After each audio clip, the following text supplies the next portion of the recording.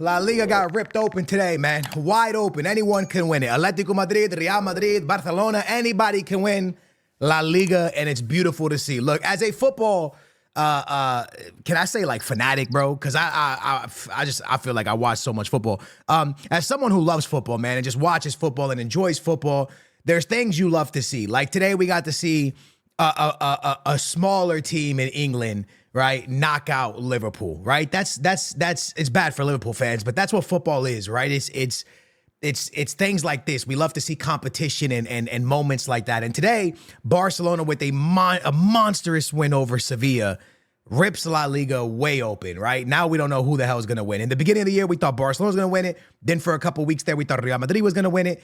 There was a time during the season when Atletico Madrid went on and lost to my Benfica 4-0, where people were saying this was the worst Atletico Madrid they had seen in years, that Atletico Madrid had fallen off and it's time for Simeone to move on. I said it was time for Simeone to move on. Next thing you know, you look back at the schedule, you look back at the standings, and Atletico Madrid now is right there really close to potentially winning La Liga. So it's wide open for anybody to win it. So it's really, really a cool thing to see. Now, with all that being said, there's things that we need to touch on. We need to touch on Lamine Yamal's finishing. That's important.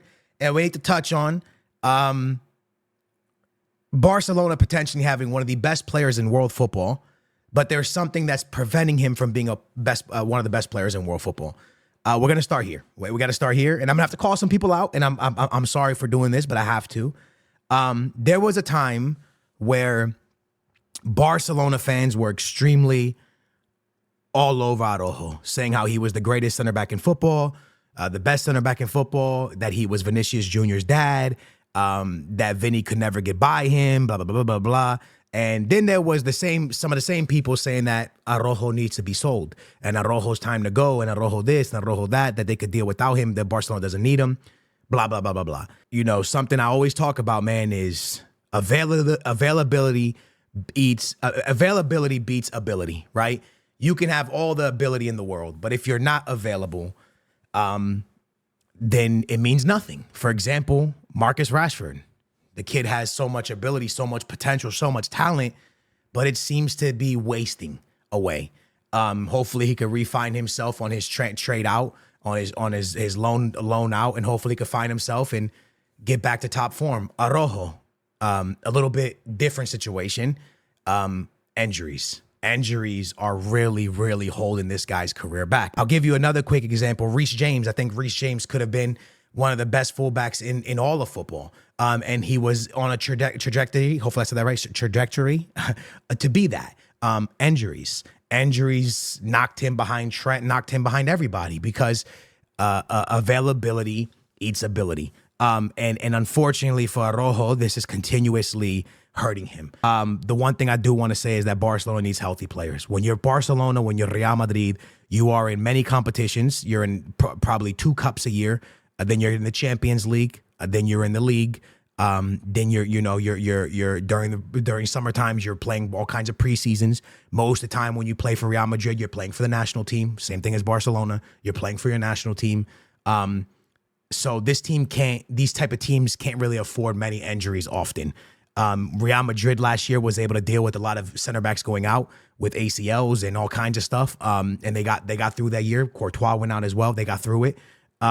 But it's not easy. Again, it's a massive win today. It's a game where Barca hit first. I believe Sevilla hit back. Rafinha's goal. This is what I want to talk about. The other day in one of my videos, it's actually quite interesting. I started talking about how, and I'm not saying I influenced this. I'm not saying anything like that. I'm just saying I said in my video a couple days ago that I thought that Lamine Yamal need to work on his finishing. And if he did, that he would be a complete football player. He would be an absolute beast if he could just work on this footballing. I started going on social media. I was on Twitter and stuff, and I saw people tweeting this, and I was like, damn, that's the same thing I said.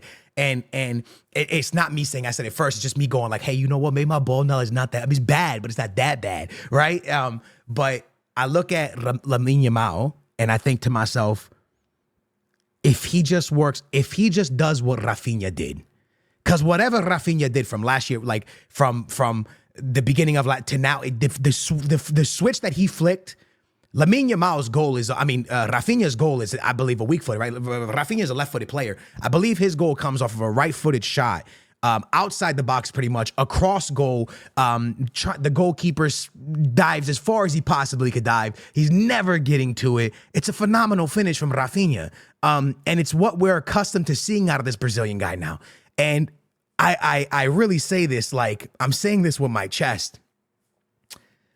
I'm saying this with my chest, bro, and I want to say this very clearly.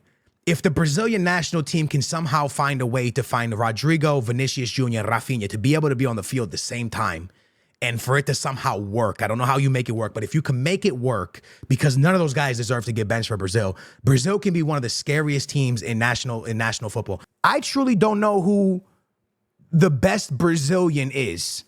That's hard to say because, you know, the last time I couldn't tell you this was when R9 and Ronaldinho and Cafu and stuff played together.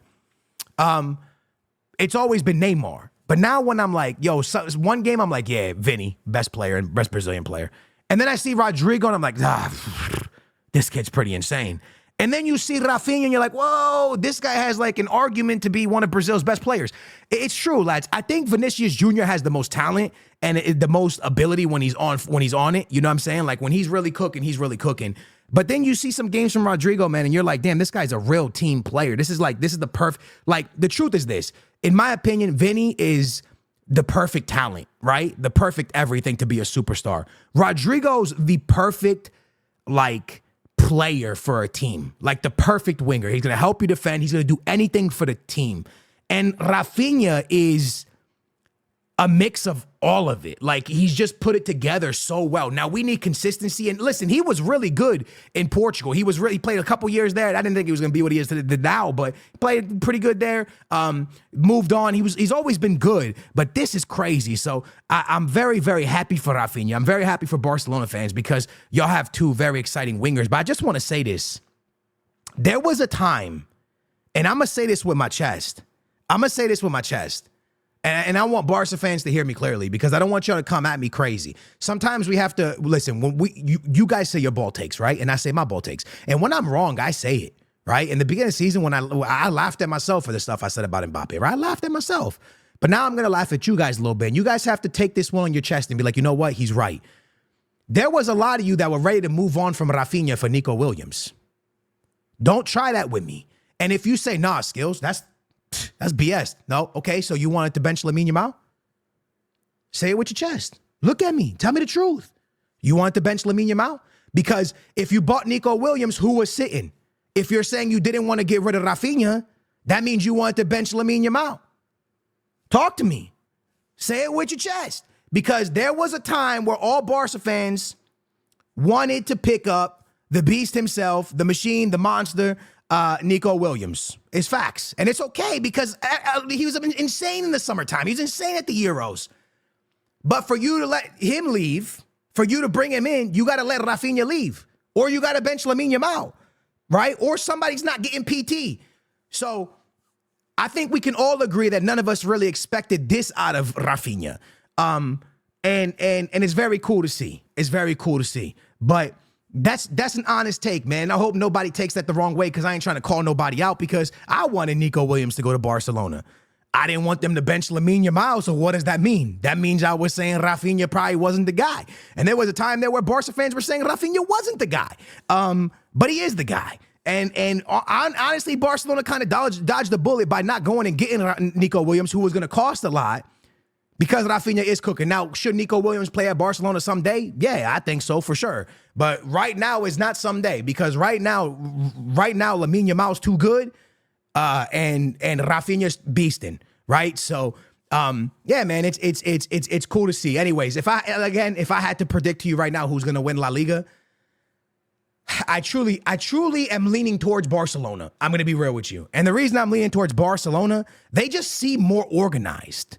Right? And if it comes down to El Clasico, it seems like every team can score on Barcelona except for Real Madrid. You know what I mean? Sevilla scored on them so easily. Sevilla almost scored a nasty bicycle kick in that game. But Real Madrid just can't score on them. So if it comes down to El Clasicos, man, I don't know. But right now, I'm so confused. The problem with Real Madrid is that Mbappe's starting to really come on. And if Mbappe comes on correctly and really starts to score a lot of goals, then they could run with this. But I just am leaning. Barca just seems like the more consistent team throughout the year. And I know that's weird because they've dropped so many points, but they just seem, I don't know, there's something about it that makes them seem more consistent. Y'all let me know who you think's going to win La Liga. But great game from Barcelona today. I just wanted to give my kind of inputs on the Rafinha being a beast and the Rojo situation. I hope you guys enjoyed it. If you did, big thumbs up. Thank you guys for watching the channel support. Remember to subscribe. You know, if you guys enjoy watching this fatty talk about football, really don't know what I'm saying. I'm just kind of saying stuff. You know what I'm saying? And I just had to watch the Super Bowl, man. I just had to watch the Eagles win the Super Bowl, which is terrible because I'm a Washington fan. Yeah, maybe I should open up an NFL channel. Y'all probably still say I have no ball knowledge. All right, y'all. I'll talk to you later.